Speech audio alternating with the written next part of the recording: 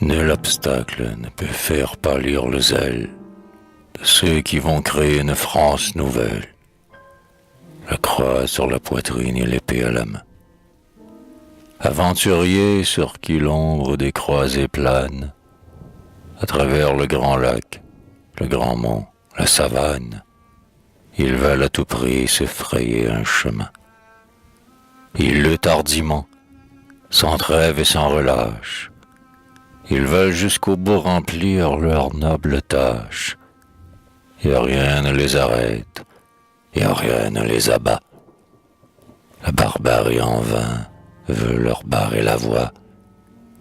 Ils marchent vers le but où le ciel les envoie, avec toute l'ardeur du prêtre et du soldat. Ils pénètrent, émus, la prière à la bouche, des grands voix ténébreux le mystère farouche. Ils versent la lumière aux incivilisés, et, peuplant le désert, fondant la métropole, des pampas du Midi jusqu'aux glaces du pôle, promènent l'étendard aux plis fleur-de-lysée.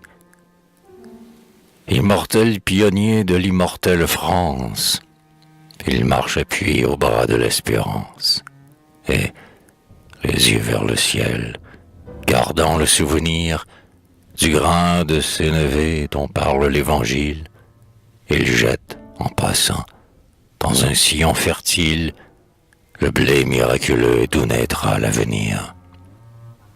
Mais pendant que ces preux, âpres la corvée, se hâtent d'accomplir l'œuvre qu'ils ont rêvée, accourus sur leurs pas les enfants d'Albion, les éternels rivaux des ancêtres sublimes, brûlent de leur ravir les richesses opimes qu'enfantera bientôt le merveilleux Sion. Sur le pays naissant déchaînant leur colère, ils tentent d'étouffer le fier aiglon dans l'air, et, pour en triompher, font mille efforts sans nom. Notre race déploie une ardeur toujours neuve, et sentant les échos éplorés du grand fleuve, redire les clameurs farouches du canon. Sentant le sang rougi coteaux, vallons et plaines, sentant on vit, au bord de nos ondes sereines, le noble acharnement de l'aigle et du lion. Et Monongahela, Carillon, Sainte-Foy sont des noms dont l'éclat superbement flamboie à la voûte d'azur de notre panthéon. Mais le nombre devait écraser la vaillance, et nos remparts croulant subir l'insolence des drapeaux arborés par la main des vainqueurs. Lévis avait en vain montré tous les courages, et le vieux drapeau blanc disparut de nos plages, emportant dans ses plis des lambeaux de nos cœurs.